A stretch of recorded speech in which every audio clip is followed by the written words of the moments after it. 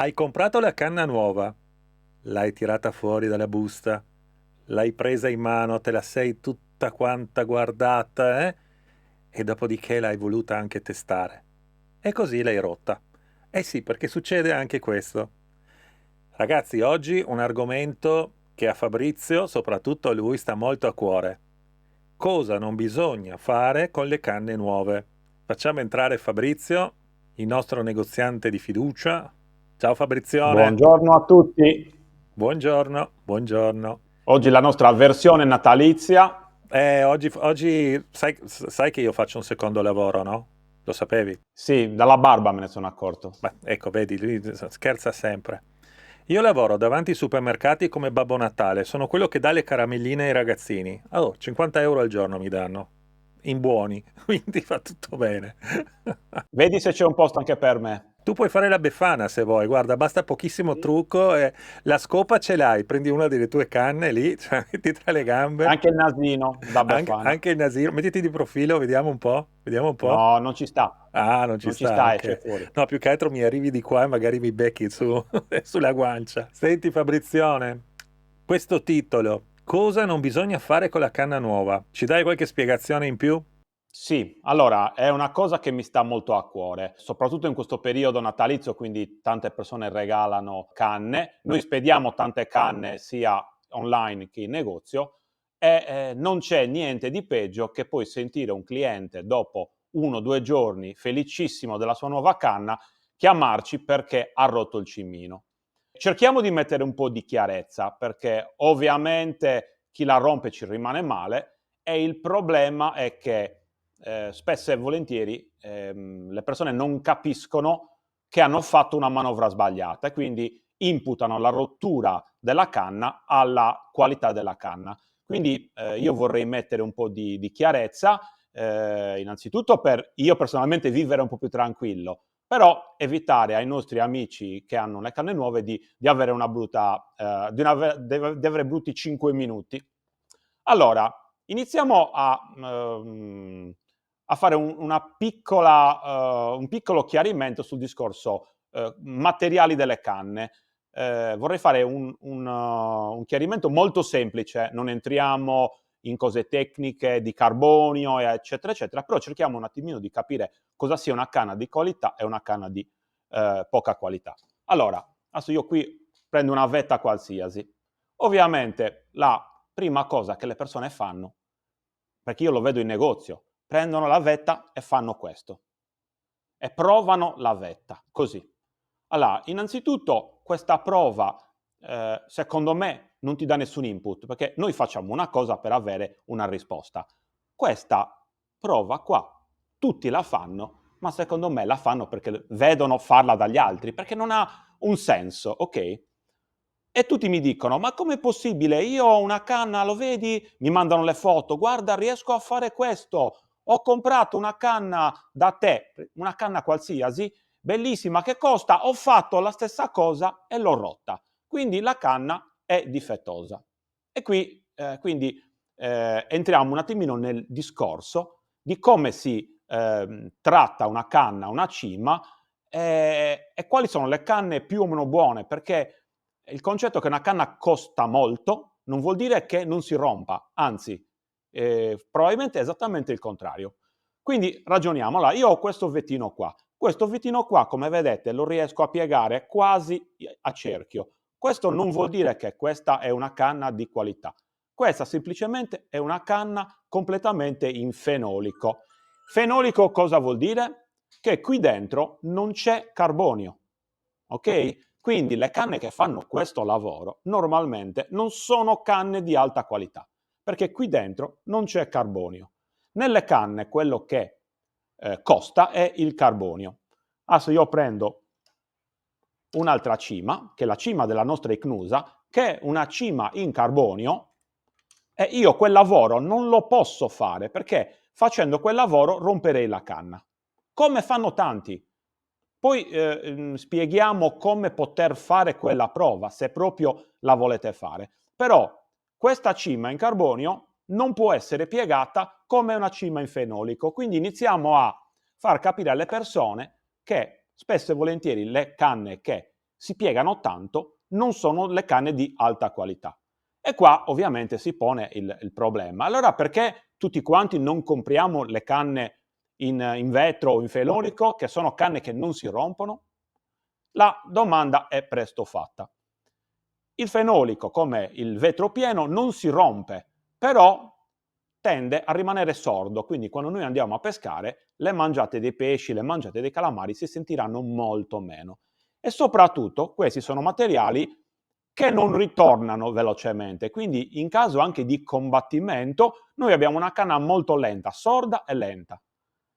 Esattamente l'opposto di una canna in carbonio, che invece è molto sensibile anche alle micro mangiate e soprattutto ha un ritorno molto rapido, quindi anche quando noi stiamo combattendo un pesce importante, può essere un tonno, può essere un dentice, può essere nel nostro caso anche un calamaro, nel momento in cui la canna va verso il basso, in automatico il carbonio la fa tornare nella sua posizione iniziale.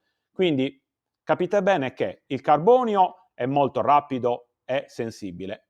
Il vetro non si rompe, però non è esattamente sensibile. Quindi dobbiamo fare una scelta. Noi che siamo persone tecniche, quindi che andiamo a pescare per il piacere di pescare, ovviamente utilizziamo delle canne in carbonio, perché il gusto di pescare è tutta un'altra cosa. Con queste canne qua, che poi sono le canne, se vogliamo, di quando io ero giovane, quindi parliamo degli anni 80, che erano in vetro, poi piano piano il vetro è stato soppiantato dal carbonio fino ad arrivare a un livello di carbonio esagerato, quindi con dei costi anche molto alti.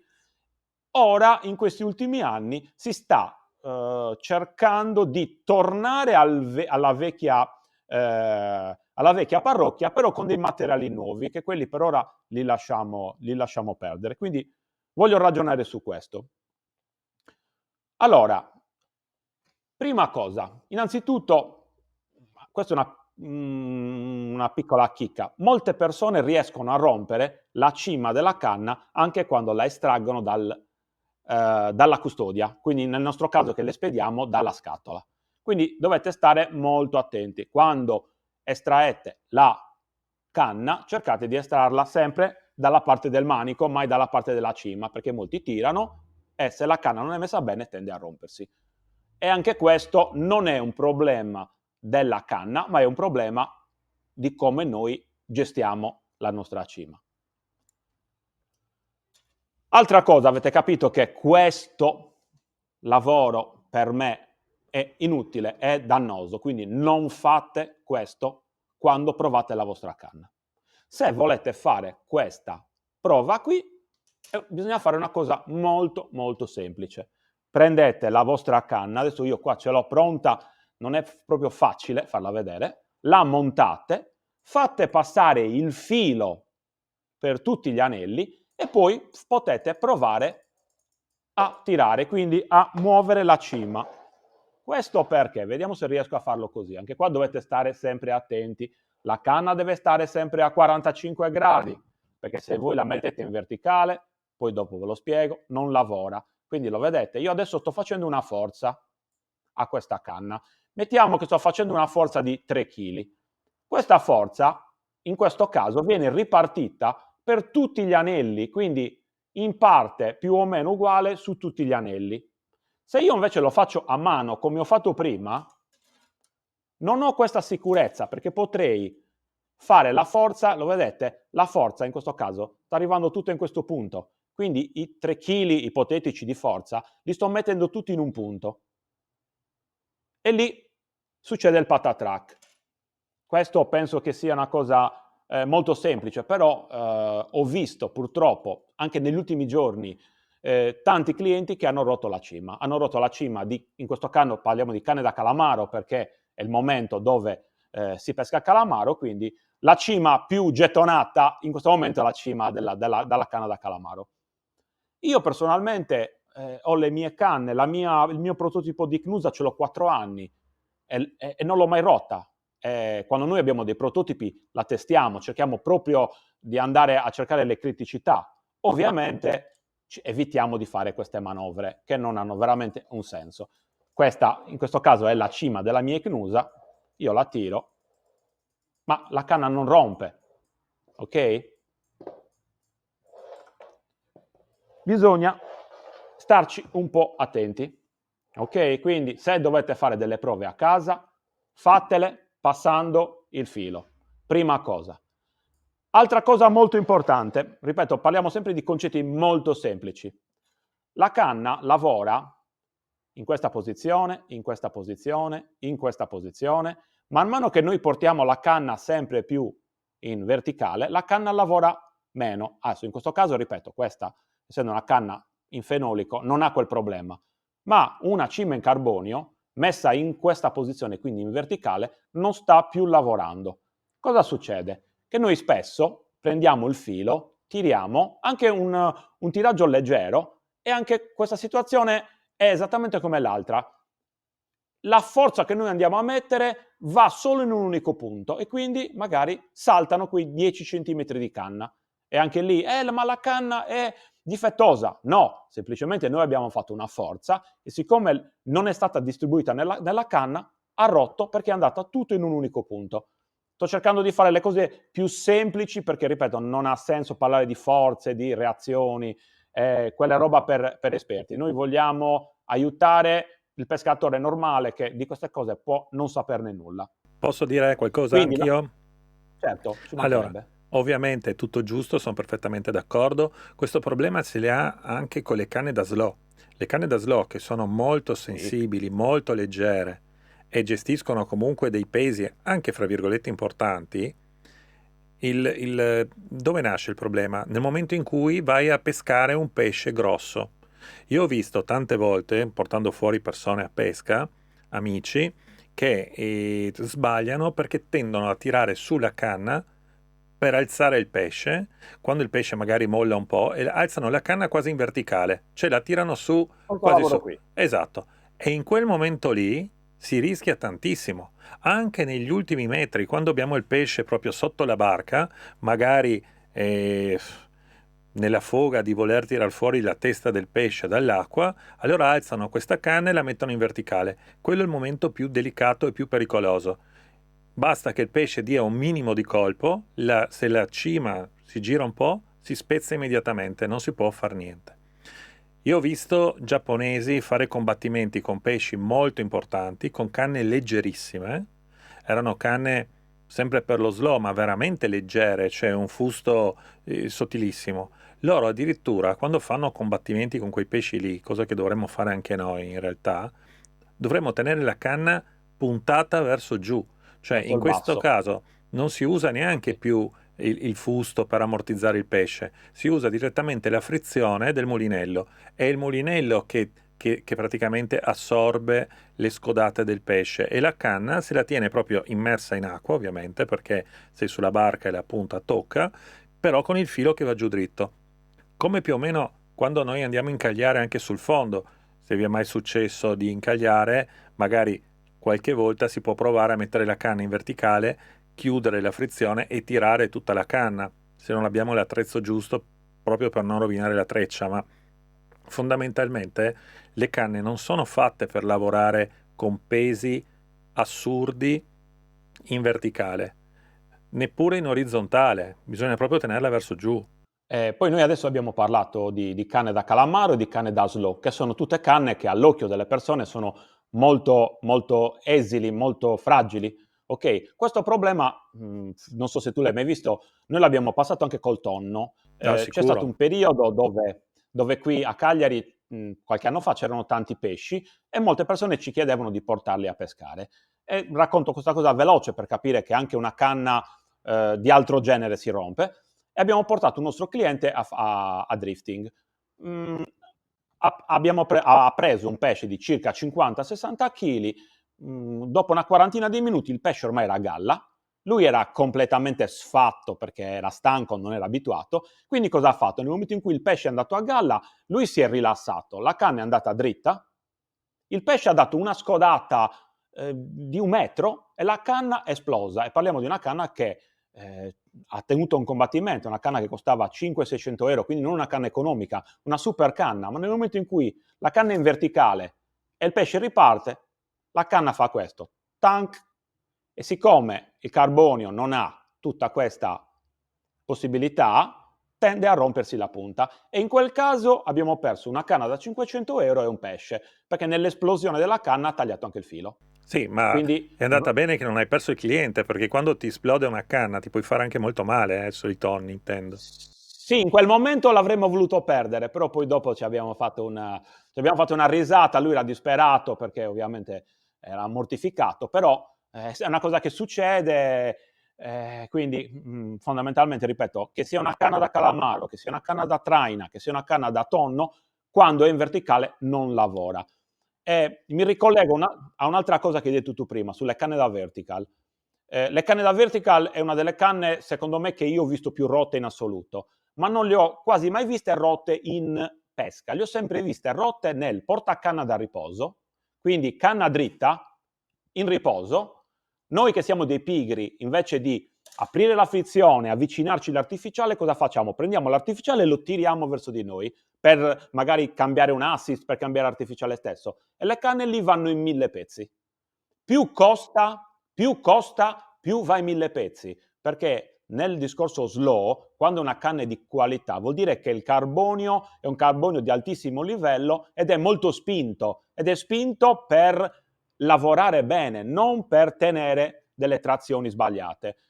C'è stato un periodo in cui c'erano canne da 5, 6, 700 euro che esplodevano e l'azienda che le vendeva, ovviamente non facciamo nomi, ha smesso di sostituirle perché imputava al pescatore l'errore. E tutti dicevano, ma costa tantissimo. E da lì abbiamo capito che le canne che costano non per forza non si rompono, anzi, oggi le super canne, quindi quelle super spinte, sono quelle che se tu utilizzi male si rompono più facilmente. E quindi vogliamo evitarvi questo colpo al cuore, perché rompere una canna è già duro. Se poi rompi anche una canna che hai pagato, ti hanno regalato, che costava 500-600 euro, sono quei 5-10 minuti che non te la passi benissimo. Assolutamente. Ragazzi, Ok. nella pesca bisogna imparare a utilizzare l'attrezzatura nel modo corretto, stare sempre molto attenti, fare una giusta manutenzione. Io tantissime volte vedo proprio le attrezzature anche dismesse, rovinate. Pescare con un anello, per esempio con una pietra segnata, vuol dire rovinare multifibre e nel momento in cui parte un pesce interessante, buono, bello, lo andiamo a perdere. Le pietre che adesso montano sulle canne, a parte modelli particolari, sono veramente molto delicate, molto sensibili. Se noi buttiamo le canne, non le mettiamo nelle custodie, non le teniamo in un certo modo, rischiamo veramente di fare danni. Una micro crepa o una piccolissima incisione su un anello ne pregiudica completamente il funzionamento e l'utilizzo. Quindi manteniamo bene le nostre attrezzature, le frizioni dei mulinelli devono essere sempre ben funzionanti, tutti i cuscinetti, cambiare, controllare, fare la manutenzione anche sul cuscinetto del mulinello, quello sull'archetto, quello che mette diciamo il filo all'interno del nostro mulinello è fondamentale. Avere l'attrezzatura anche costosa ma tenuta male 2-3 anni vuol dire andare incontro a tantissimi problemi. Bisogna avere cura delle cose che abbiamo, anche se sono cose che magari uno dice, vabbè, per la canna dei calamari ho speso 100-150 euro, ma non c'entra, sono canne in carbonio, sono canne che comunque devono essere trattate bene. Torniamo a bomba sul discorso calamari, perché oltre alla prova a casa che rompe le canne, c'è un'altra cosa che nella canna da calamaro è deleteria. Allora, adesso prendiamo la nostra icnusa. La nostra icnusa è una canna che noi abbiamo studiato per lavorare con 100-150 grammi. Ok? 150 grammi oltretutto in acqua. Quando noi poi recuperiamo il calamaro, abbiamo sulla canna un peso esageratamente più alto. Quindi io dico sempre a tutti, se tu prendi un calamaro, lo tiri su di peso, non ha nessun problema. Se tu hai due calamari non particolarmente grandi, riesci tranquillamente a tirarli su di peso. La problematica è quando inizi ad avere un calamaro molto grande, due calamari, addirittura tre, e li vuoi tirare su di peso. Cosa facciamo? In quel caso tiriamo sulla canna, la portiamo in verticale per averla vicina e tiriamo su di peso. In quel caso abbiamo magari 1 chilo e mezzo tutto su una vetta, è normale che quella canna si rompa, non è un problema di canna, è un problema anche qua di un cattivo utilizzo. In quel caso, se proprio uno le vuole tirare su di peso, deve cercare di tirarle su di peso e tenere la canna a 45 gradi. E vi sconsiglio di farlo, perché comunque parliamo sempre di 1 chilo e mezzo. Non sono canne strutturate per quello. Se dobbiamo fare quel lavoro lì, serve una canna totalmente in fenolico, che non si rompe mai, ma non vi farà vedere mai le mangiate, perché una canna in carbonio che lavora bene non può sopportare quel tipo di peso. In più, tutto questo peso noi lo facciamo oscillare, quindi sale e scende, quindi non sono più 1 chilo e mezzo, ma per assurdo diventano 2 chili, 2 chili e mezzo. Quindi è normale che una canna del genere si rompa, che sia qualsiasi marca. E molti mi dicono, però io l'ho sempre fatto. Ho capito, ma se sei un miracolato, perché facendolo prima o poi le canne tendono a rompersi. Quindi consiglio sempre, quando prendete dei calamari grandi, che possono essere 800 grammi, 1 chilo, o più di un calamaro, una doppietta o una tripletta, l'avrete visto anche in tutti i miei video, io non li tiro su mai di peso, ma avvicino, prendo la lenza con la mano e li tiro su, perché altrimenti la canna esplode. E io a oggi faccio calamari da 15 anni, non ho mai rotto una canna. Ho clienti che hanno rotto 3 cime, 4 cime. Arrivati a quel punto mi son sentito in dovere di fare questo video per cercare di spiegare. Quelle manovre ti va bene una volta, ti va bene 2, ti va bene 20, alla 21esima la canna salta. No, ma poi bisogna avere l'abitudine a fare le cose nel modo corretto, bisogna avere proprio un'abitudine, bisogna imparare. Ovvio, nessuno ti dice le cose. Abbiamo fatto bene, Fabrizio. Sì, cioè ripeto, a me innanzitutto piange il cuore, perché quando si rompe una canna a un cliente io sono, mi fa male quanto, anzi forse anche più di lui. Se in più poi rompono anche la mia di canna, che ho fatto io, a cui ci tengo in modo incredibile, rimango sempre un po' sulle mie. Il problema è sempre questo, che nessuno mi dice mai l'ho rotta così, l'ho rotta così. Tutti quanti mi dicono stavo recuperando e la canna si è rotta. Questo è quello che dicono tutti. Questa cosa non esiste. Poi a me, adesso per me in questo caso è facile dirlo perché non ho nessuno davanti. Però una persona che viene e mi dice sto recuperando 2 calamari e la canna si è rotta così dal nulla, non è credibile. Quindi la canna o l'avete usata male oppure c'è un altro problema. Magari la canna ha preso una botta da qualche parte, in barca, in macchina, a casa. Non è possibile. Basta una botta, perché il problema è che il carbonio è un materiale molto resistente, però ha delle criticità. Quindi basta prendere un colpo secco da qualche parte e il carbonio si frattura. In quel momento tu non lo vedi, perché non è una cosa che si vede, stai pescando e ti si rompe la canna. Questo può succedere, quindi c'è sempre un problema di fondo, che il pescatore l'ha sbattuta, qualcuno l'ha sbattuta, un bambino a casa, oppure magari è successo anche qui da me in negozio, oppure nei trasporti, può succedere, però succede l'1%, il 2% delle volte. Quando le persone iniziano a rompere le canne di continuo vuol dire che, ripeto, o le stanno usando male, oppure non stanno attenti quando le spostano, quindi le buttano in macchina, ci mettono sopra qualcosa di pesante e la canna tende a rovinarsi. Prima o poi questa canna cederà. Quindi anche questo state attenti quando la portate a pesca, quando l'avete in macchina e soprattutto quando ce l'avete in barca. In barca le canne si tengono sempre nei portacanna. Quando siamo in navigazione, possibilmente nei portacanna da riposo, dove le canne stanno verticali, io ho tutti i portacanna da riposo che costano 10 euro, quindi non costano nulla e le canne stanno tutte belle tranquille senza prendere botte. Quando poi siamo in azione di pesca si toglie dal portacanna da riposo e la canna si mette nel portacanna da pesca, che sono quelli normalmente regolabili. Si mette in una posizione solitamente a 45 gradi e questo è il miglior modo per non rompere mai una canna. Perché anche lì ho visto amici che prendono 3, 4, 5 canne, le buttano in barca e le mettono una sopra l'altra. Un'onda, una botta, qualcuno che ci si siede sopra, la canna tende a schiacciarsi. spesso e volentieri nessuno dice nulla, quindi l'altro prende la canna, usa, trac, la canna si è rotta. La canna è difettosa. No, c'è sempre stato un problema. Ricordatevi che i difetti delle canne possono esistere, ma sono di una percentuale bassissima.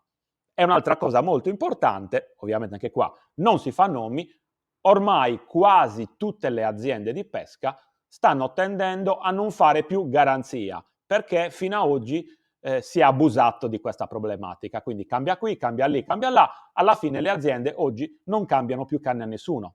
Ripeto, non siamo noi negozianti che facciamo la garanzia, ma è l'azienda madre, quindi noi siamo solo un tramite. Noi ovviamente cerchiamo sempre di far cambiare la canna in garanzia al cliente.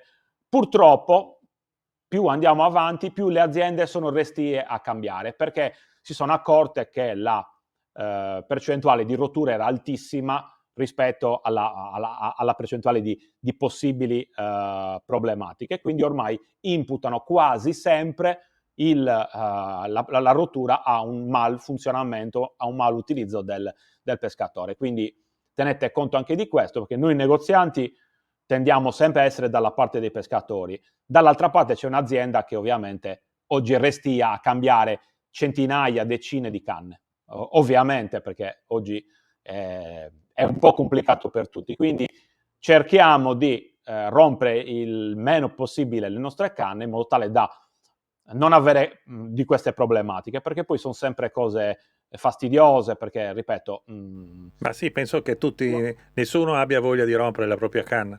Comunque dai, l'abbiamo no, no. spiegato, penso che siamo stati molto chiari, l'hai ripetuto più volte. Ragazzacci, ci vediamo presto di nuovo sul canale per altre informazioni utilissime. Questa volta faremo Eh, come non rovinare i mulinelli.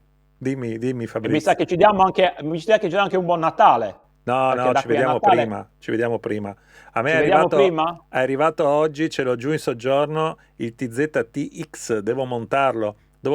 Faremo una piccola festicciola sul canale, vi chiamo tutti insieme per fare l'unboxing e per andare a vedere come funziona. Va bene, allora ci vediamo prima di Natale. Ciao ragazzacci! Ciao a tutti.